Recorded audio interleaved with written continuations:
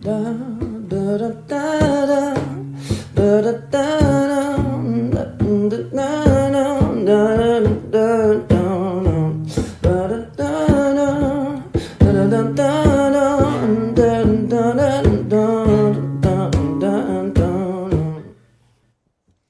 I love that song. It's a good one. Welcome to the Nursing Home Warrior Podcast. I'm Paulie Moran. I'm Danielle Lieblein. Actually, Danielle Pagalatis Lieblein. Danielle is the Nursing Home Warrior. So in our last episode, we started discussing about the first steps on what you would do when you're getting your loved one into a nursing home. And we're going to keep that going today. We're going to talk about a PRI, patient review instrument, which is pretty important in getting your loved one in there. Yeah, so we spoke about that last week, that the PRI is actually an application that is actually prepared by the facility you're in, whether it be a nursing home or a hospital, or if you're at home, you have to have an RN come and fill that out, that you apply to the nursing home that you would like to go to with that application. It tells you a whole bunch of things. It usually has on it your medications, your diagnoses. It has on how you walk, how you feed yourself, how you go to the bathroom, if you're continent, if you're incontinent. Usually has your height and your weight on there. And it is reviewed by the facility admissions. They usually share that with the RN supervisor or usually actually the director. And they discuss whether or not they can accept you and whether or not the insurance is something that they take. And then they'll get back to the family and say yes or no. And then, that's basically the deciding factor whether you're admitted into that nursing home or not. Right, right. So now you get admitted, you got into the one you wanted. Does it go fast? Does it take a week, a day? It usually takes 24 to 48 hours, provided that nothing goes wrong. So in that time, somebody could, let's say, fall out of the bed and then break something, or somebody can spike a fever, and that would actually change and delay their admission to the nursing home. Well, I'm glad you said that, because I was going to ask, if you get accepted and everything's going and then there's like a setback or something and you can't leave the hospital, do you lose your spot in that particular nursing home? Because I know beds and everything, it's based on timing. Yes, you have to reapply with a new PRI because now you have new things that are going on for you. But I guess depending too what the setback was. Right, so you have to reapply with the PRI. Right, if you just twist your ankle, it's no big deal, but if you're diagnosed with cancer, it could be a game changer. Right, because a lot of facilities will not accept you if you're on cancer oral medication, or you go out for chemo. So that's a big deal if you're diagnosed with cancer right before you leave. That's an issue. And that would be the same thing as well if you're already in a long-term care facility and you have to go to the emergency room, you go to hospital for a couple of weeks, they have to reevaluate you to make sure they can still take care of you again. Even if you were in the nursing home for months before that. Yes, because they might not be, things might change, your insurance might change, which is your payment source. So yes, they have to reevaluate you again before you come back. Everyone gets a PRI before they come back to the nursing home. Every time. Every time, yes. So now, we're moving and the ambulance comes, picks up, say, you pick up your mom, they bring her to the nursing home. Like, you walk in, what are you walking into? So you're usually on a stretcher, so you're not necessarily walking. Yeah, I guess. Well, it depends. Some people may walk in. No, they're usually on a stretcher. And depending on your nursing home, so if you have a great nursing home, there's a concierge. Like in a hotel, they're going to bring you and take you to your room, yes. here's your room, She is turn going down services at night. She is going to show you to your room and tell you about the Wi-Fi, the visitation, the hours, which let me just let you know that there's always suggested visiting hours.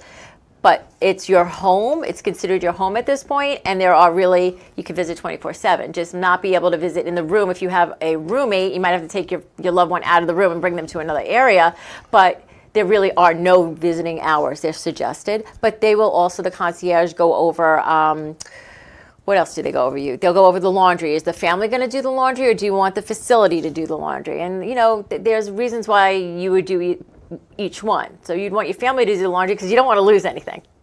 Yeah, and I guess if you have any allergies or like you really like Downy softener, if it's going to make you happy, it's still your life, you're living. Exactly. A lot of times facilities don't have laundry services on premise, so they have to be shipped out. So you'd put stuff in a mesh bag, let's say, it would go out to the laundry. You might not see it again for a week or two. Yeah. So a lot of times family choose to do the laundry for them. But that's what they do. They'll go over, they'll give you, usually, if it's a good nursing home, the concierge will also give you a menu. They'll talk about if you want to bring food in, where it's stored, how long you're allowed to have it in the facility for. It's usually, depending on their policy, if you bring in food, let's say for a relative, you can keep it in the refrigerator for 24, maybe 48 hours. It has to be labeled and dated, but then we throw it out. It's a group refrigerator. It's not, you don't have a refrigerator in your room? No, some facilities allow that. Most facilities do not allow it because we have to talk about then who's taking the temperature every day of that refrigerator, every shift, because that's what happens with refrigerators. Yeah, food goes bad. Also, who's cleaning that refrigerator? Who's responsible for it? So nursing homes definitely try to shy against refrigerators in rooms. And now, so we're checking in, the concierge brings you to your room. Should I run home and get a ton of clothes? So like you're set up if you need therapy the next morning, if you're going to be, walking and doing your thing, you should have everything you need. So first, should I have done that before we got there? Yes. So you know that your family member is going to a nursing home, right? Nursing home / rehab place. You know that already, right? Because you've already applied. Have that to-go bag in the car already. Yeah, pack a bag. Pack a bag. You want to make sure you have a pair of sneakers in there. You want to make sure that you have comfy clothes, pajamas. I see way too many residents wearing hospital gowns all the time. You want to Yeah, it's not comfortable. It's your home. You're not in a hospital anymore. Right. It's your home. Bring a pair of pajamas. Get a couple of pairs of pajamas. So the concierge shows us around and he does everything nice. Now, I'm sure the medical staff has to step in pretty quickly. You're not there to just move in like you're in a hotel. You need help, otherwise you wouldn't be there. Yes, it's definitely not a hotel. So nursing will come in and they're going to take up a lot of time because they really have to make sure they get this right. They're going to do a head-to-toe skin assessment, which means they're going to be in places you probably don't want them. But we need to know what your skin looks like. It should be on the PRI already, so we should have an idea of what's coming, but they don't always mark down everything that happens. And skin assessment, they look for bed sores, things like that. Right, so now we call them pressure injuries. We no longer call them bed sores, but we look for redness, right? Because if you have a redness on your skin today, let's say you were sitting on the stretcher for 2 hours waiting, and we don't take care of that, that can open up. Get bad quickly. So we don't, so nursing looks at, there's a head-to-toe skin assessment. They take your height, they take your weight, they take your vitals. They want to know if you have hearing aids, if you have dentures, if you have glasses. Really, really important, because if those things ever go missing, we need to know that you had them to begin with. Right? So you can't just say, oh, my mom lost her hearing aids, but we don't have it documented anyway that you ever had hearing aids. So you want to make sure that all that stuff is documented. We're going to go over your current medications. They're going to go over a lot of things with you, but then their job is absolutely not done yet. The nurses have a lot more work to do because now they have to go back to the chart, the physical chart, and now go over all your medications again and call the doctor. And everything has to be inputted into the electronic medical record. So the nurses have a huge job right now because now they have to go over all the medications, make sure that they're in correctly. They have to make sure that all the consults in there, right? So you're going to have an OT consult, a PT consult. Some people have a swallowing consult. A lot of times we put in a consult for the dentist. If you're on any kind of psychotropic medication, you're going to see the psychiatrist. You're going to also see the podiatrist. You might have to see a neurologist. You might have to see a pain doctor. So the nurses have a lot to do at this point because they're putting in everything. Also, they're putting in the diet. They're putting in orders for lab results. And now they have to call the doctor and okay everything that they just did. And with the medication, like obviously a family member not obviously, but maybe they were sick before and they have piles of medication at home. You don't bring that to the nursing home. No. They don't want anything to do with that, right? No, not only do we not want anything to do with that, that medication could have changed while you're in the hospital. Oh, it might not be the right stuff again. Okay, yeah? so it might be a different dosage. We don't want any of that. Please keep your medication at home. And whatever you do, please do not bring the medication in and leave it with the resident. That is the worst thing you can do.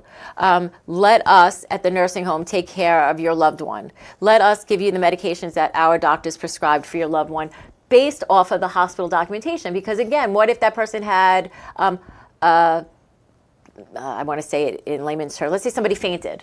Okay, because they had too much blood pressure medication, right? And they go to the hospital, now they adjusted the medication. We can't have them taking the medication that made them faint. From home, yeah. Right, so the nurses have probably the hugest and the hardest job because they're the ones who are doing the evaluation, putting in the medications and taking care of all that stuff for the doctor to do. And now they have to also start something called a baseline care plan, which is required to be done within the first 48 hours of admission. So now they're putting in different things. And a baseline care plan just says, this patient has, look, I'm going to use my part, the nutrition part. They're on a specialized diet. They have their dentures, they don't have dentures. Do they feed themselves? That kind of stuff. But every discipline has to do that. But nursing has the bulk of it. They definitely get hit the hardest. How long does it take, like, for somebody to realize, like, now you just moved from your house, now you're moving into, a new home, and it's got to take some time. Like, emotionally, it's got to be tough on people to be like, I had this beautiful house in Massapequa, and now I live in one room. Right. So depending on whether with you're a million other people. Right. So when I say nursing home, I also mean short-term rehab because it's all in the same building. So it depends on which part you're going to.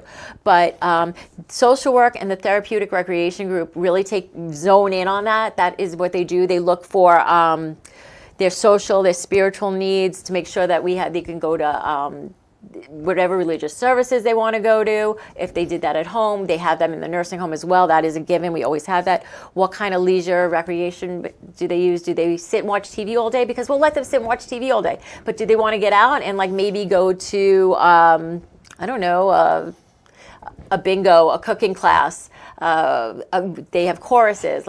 That's what they do. Right, you have activities, things for people to do, so they're not just sitting in there. Right. So recreation looks for the physical, cognitive, emotional, social, spiritual needs, and then they develop a specialized care plan for them. Then social work comes in, and then they do their thing. I mean, it doesn't have to be in that order, actually. It could be in any order. And social work wants to talk about where did you live before? Who did you live with? How many stairs did you have? And why is that important? Because you have to go to rehab, right? So if you have 12 stairs to get back in your apartment, if you were in a short term, if you were in a rehab facility, they Right. need to rehab you to get up 12 steps. Right, so that's really important. And then they also look at your mood when they do an assessment, and they do something called a BIMS, and this BIMS score tells you how you are cognitively. So I'm going to give you. Don't give it to me. I'm going to say three No, don't give it to me. words to you, and then in 5 minutes I'm going to ask you those three words. Oh boy. Okay. Yeah. Black camera car. Okay, so they do that, and they ask the time and the day and the year and the month, and then they get a score. So depending on that score, we know if that person is cognitively Where they better are. or not as good. And then we can make, we adjust our care plans based on that as well. And you were saying spiritually, like people can, obviously they worship whatever they want. You make exceptions, or not exceptions, but you have different facilities to cover as much religious and spiritual needs for people? Well, we try. So we can definitely tailor their diet, which is what the dietitian does. She'll, you tell me that you don't eat beef. We'll make sure that you never get beef, or we do our best to make sure you don't get beef, and we don't mess that up. Yeah. But Cooking for a lot of people. Right. So we definitely try to do that, and then therapeutic recreation will try to guide them towards things that are for their spiritual What's an needs. example of therapeutic recreation? Walking around the building, walking around the garden. No, but gardening. Right. Okay. So they're using their hands, they're using their mind, they're actually being creative, they're doing something. Something that they would have done normally at home. Mm-hmm. Yeah. Baking, whatever, things like that. Right, yes, something that we use all our skills to do. And then lastly, the dietitian will come in and probably annoy the heck out of somebody because we're going to ask them a lot of questions like, have you gained or lost any weight recently? Do you have any problems chewing or swallowing? How's your digestion going? Did you follow any diets at home? And then we'll go into diabetes or renal failure, whatever it is, and we'll try to find out where their knowledge is. We won't actually educate them there because we're giving them a lot of information, but we then write in our note that we'll go back and educate them later. So there's a lot of people in the first 48 hours that are going to come in and literally bombard the new resident. Yeah, that's a lot of information to give somebody, especially, somebody who's obviously nervous about changing places. Yeah, it's not been 5 minutes, but what are those? Black camera car. But bam! I am so proud of you. I'm proud of myself. I didn't think I could do it. I didn't think you could do it either, to be quite honest, because usually he writes everything on his notepad. So yes, there's going to be a lot of overlap and a lot of people asking a lot of the same questions. And I know that when I go in, I know that people sometimes get upset with me because they're like, I just went through this and I just went. And I'll say, okay, all right, I'll come back in a little bit. And I'll come back and, maybe I'll come back the next day. Because, I just don't want, we want to make it as easy as possible. People are anxious. People are scared. They don't know what to expect. And it must have happened that people answered wrong. Do you have a peanut allergy? No. And then you find out, no, they do have a peanut allergy. You just didn't know you said peanut. They were nervous or looked away. That's such a good point, You found out they do have hearing aids and they're not wearing them. Right. Or I will tell you that family will bring in the hearing aids afterwards and not tell the nursing home. And then one will go missing, and we have no record that there was ever a hearing aid. So please, when you bring something in, and if it's of any value, an iPad, that brings telephone, me up to the next thing, jewelry. A computer, what should people do about jewelry? I would say don't bring it. Yeah, I mean, I agree with that. If you have a special something, okay, but yeah, because there's too much moving around, too many things. They could fall anywhere. Right, an earring can and fall not saying anybody's in nursing homes is stealing jewelry. You kind of just did. No, that's why I said that. That's why I put the asterisk. No, you take off the earrings and you put them on your overbed table. I mean, I can't tell you how many times, I'm a dietitian, and how many times people leave their dentures or their glasses on the tray that comes back to the kitchen. Or mostly we see remotes all the time. We get, if you go down to the kitchen, there's a bucket of remotes that came from. I'd be more upset I lost a remote than my teeth. So yeah, I mean, if anything you bring in that is of any value, it needs to be documented somewhere. So God forbid. Every time, from day 1 till day 200. Right. So if you come in on day 35 and you just bought your grandma a brand new iPad, please make sure everybody knows that they have a brand new iPad. It's really important. What else should we review about the first 48 hours? I guess, tell people how about for the family? What should they do to stay calm and not freak out on all the 1,800 people that are coming in talking to their scared mom? They need to kind of take it easy and step back, right? And let them don't be asking my mom that question. So really important, I'm glad you brought this up, is that when I'm asking a resident a question, I would like the resident to answer the question. I could see that. I do not want the family member to jump in and say. She likes chocolate chip cookies. Right, or she lost weight, or she's on this diet, for a couple of reasons. One, there's a dignity thing here, right? This is not a child. When the resident says, please, my daughter can answer for me, that's fine. I have no problem with that. But please, if I'm talking to the resident, or a staff member obviously is talking to the resident, please let the resident answer for themselves. It is a dignity thing. It's important for the resident to get out what they have to say. And your perception of what's going on is not necessarily the perception of the resident. Right? And a lot of times you'll be in a room and they start arguing and you hear someone say, that's not how it is. And, oh, Mom, I know how it is. And we don't need any of that. Let's keep it as calm and peaceful as possible. Please let the resident answer. If you have something to say that's negative, step out of the room and tell the staff member. Yeah. You don't have to say. Not secretly, but privately, where your family member doesn't have to hear it. I don't need to hear when I'm talking to someone about their diabetes. Well, she doesn't follow her diet anyway. I don't need to hear that. I'm going to figure that out on my own. I promise you I'm going to figure that out on your own. As soon as I look at their lab values, I'm going to know exactly that they don't follow what they're supposed to follow. But we don't need that friction in the room. We want that room to be as calm and peaceful as possible. And when families start arguing about things because they're answering questions for people, it's not a pretty sight. It's not. Also, we touched upon this last time when we spoke about showers. Some facilities have, when you first come in, you get a shower. Other ones don't. Find out the shower days. Please talk about that immediately so that we can just get that taken care of. I spoke to a resident at a facility today, and she's like, my shower day is Friday, but I can't get my shower on Friday because the person that I like who gives me showers doesn't work on Friday. I said, well, don't you think you should actually change your shower day? So have that discussion. Find out about the showers. It's pretty important. A lot of times people think that it happens, 7 days a week. It happens, have a conversation, learn what it's about, and let the staff support you in what's going on. Yeah, and the staff's there to help you. They're going to take care of your family. But if they don't take care of your family. Yes, it's going to happen. If they don't take care of your family, call the nursing home warrior. Or go up the chain. So there's always a charge nurse on the unit, and then there's always a supervisor, and then above that there's an assistant director, and then there's a director. I just spoke to somebody. And be calm. Don't yell. please be calm, because when you If yell, people are working all day, then well, it's just that when you yell at us, It we're goes just, right out of your head. it's hard to, I'm going to be honest with you, it's just hard when somebody's yelling at you. You know, like, let's fix the you problem. get defensive We want to fix. automatically. We want to fix the problem. Somebody brought up to me very recently that we should there have was. the LifeVac commercial. Oh, okay. Let's get. You want to cut to the LifeVac commercial? I think we should. I think Okay. we may want to. Okay, let's cut to the LifeVac Go to commercial. LifeVac. Thank you, Bobby? LifeVac.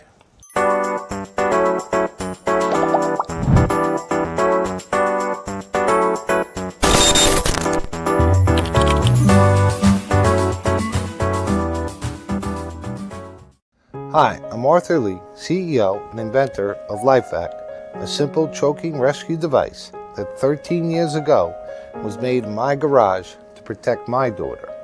Now, all of these lives have been saved thanks to LifeVac. Over 4,000 lives and over 2,000 kids. But still, a child dies every 5 days from choking. Please, our family is everything to us.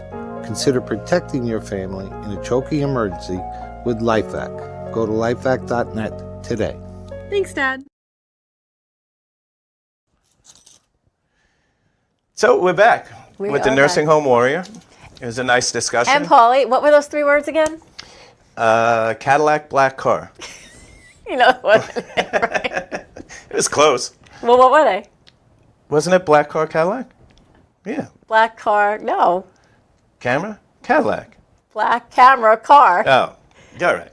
You just lost a few points on your BIMs. That's all right. It's been 20 minutes.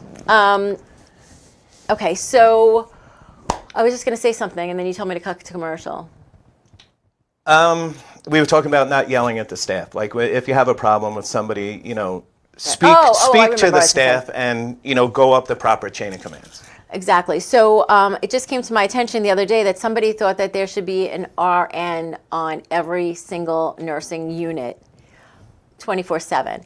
I just want to let you know that the regulation is not that. It is an RN in the building for 8 hours.